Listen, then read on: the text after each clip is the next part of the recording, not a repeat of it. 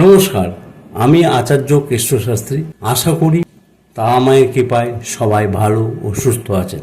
বড়দের আমার প্রণাম, ছোটদের ও সমবয়সীদের আমার শুভেচ্ছা। আগের সব অনুষ্ঠানে জ্যোতিষতন্ত্র সম্বন্ধে বলেছি, আজ বাস্তু সম্বন্ধে কিছু কথা বলবো, আপনারা শুনতে থাকুন। বাস্তু কি? বাস্তু হচ্ছে যেখানে আপনার বসবাস করছেন সেটাকেই বাস্তু বলা হয়।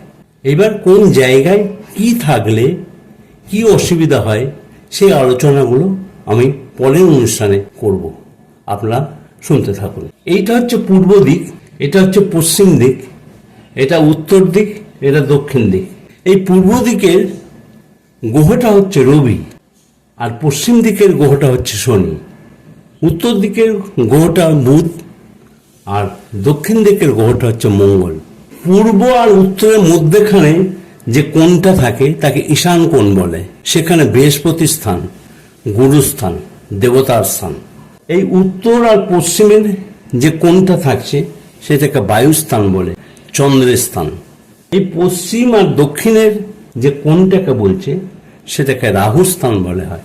আর দক্ষিণ আর পূর্বর এই কোণটাকে বলা হয় শুক্রের স্থান। এই গ্রহগুলো কোন জায়গায় থাকলে সুবিধা হয়, বা আপনাদের এই বাস্তু দোষটা হয় কি করে। বাস্তু দোষের জন্যে মানুষের রোগ ভোগ, ইনকাম করছেন কিন্তু থাকছে না পয়সা। সেই ইনকামটা যাতে থাকে তার জন্য এই বাস্তুর দোষটাকে কাটাতে হয়। বাস্তুর দোষটা যদি না কাটাতে হয় তাহলে কিন্তু বাড়িতে নানা রকমের ঝামেলা বা সাংসারিক অশান্তি, স্বামী স্ত্রীর অশান্তি, ছেলে মেয়েদের সঙ্গে অশান্তি, এই বাস্তুর দোষের জন্যই হয়। পরের দিন আমি বাস্তু কোন জায়গায় ঠাকুর ঘর, কোন জায়গায় বাথরুম শৌচালয়, কোন জায়গায় রান্নাঘর, এইসব নিয়ে আলোচনা করব। সবাই তারা মায়ের কৃপায় ভালো ও সুস্থ থাকুন। যারা আমার সঙ্গে যোগাযোগ করতে ইচ্ছুক, সোম, বুধ ও শুক্রবারে রাত্রি 9:30 থেকে 10টার ভেতর আমাকে ফোন করবেন। আমি যতটা সম্ভব উত্তর দেওয়ার চেষ্টা করব।